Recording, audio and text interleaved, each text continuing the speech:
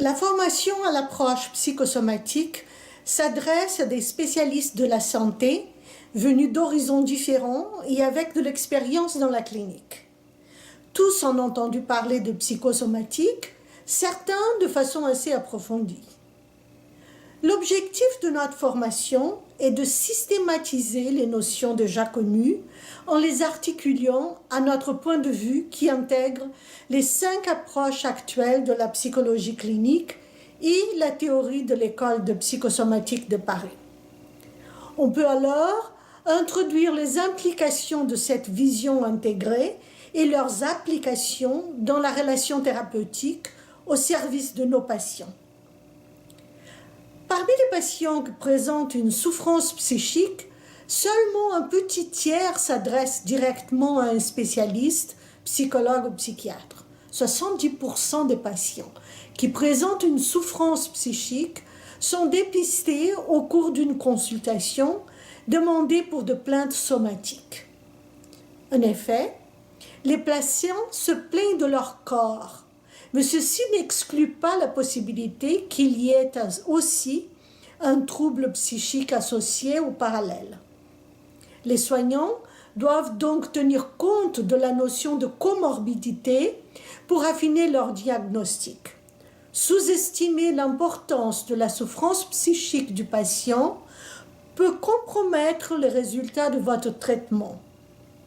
Les cas échéants, c'est à vous, soignants de toute spécialité, d'identifier les problématiques psychiques de vos patients et de décider si vous vous sentez suffisamment formé pour les aider ou si vous jugez qu'ils ont besoin de soins spécialisés parallèles à votre prise en charge.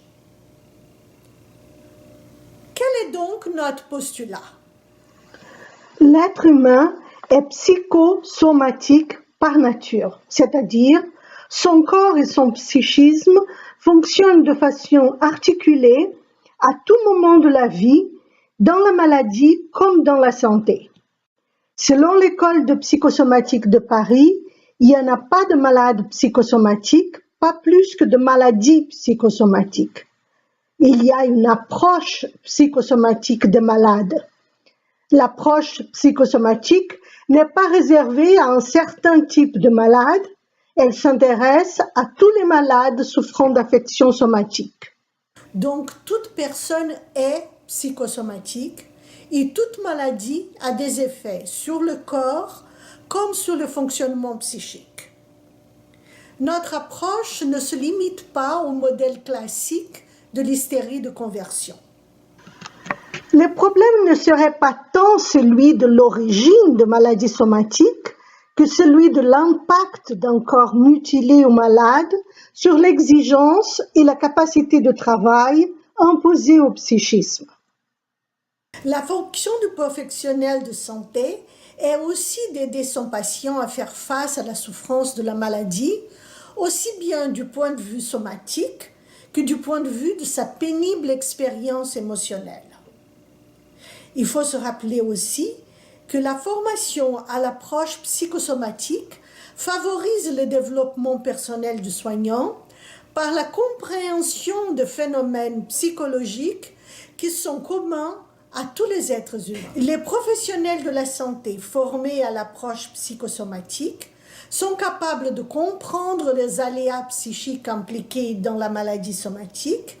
Ils peuvent ainsi offrir les meilleurs soins à leurs patients. J'ai développé la méthodologie pédagogique de ce cours en enseignant pendant 20 ans à l'Université Paris-Descartes, aussi bien à l'Institut de psychologie qu'au diplôme d'université de psychosomatique, conçu au service des professionnels de la santé. L'association de cours présentiels et de cours en ligne permet d'optimiser les rendements pédagogiques et facilite la communication individuelle pour accompagner le développement des stagiaires et répondre aux questions de chacun. En plus, les travaux coopératifs dans les wikis encouragent l'apprentissage actif par la collaboration avec des collègues dans la réalisation d'exercices spécifiques. Vous pouvez consulter les programmes complets du cours sur notre site, ainsi que le témoignage de professionnels qui ont déjà suivi ce cours. Les professionnels de la santé formés à l'approche psychosomatique comprennent les implications psychologiques des maladies somatiques et peuvent ainsi offrir les meilleurs soins à leurs patients.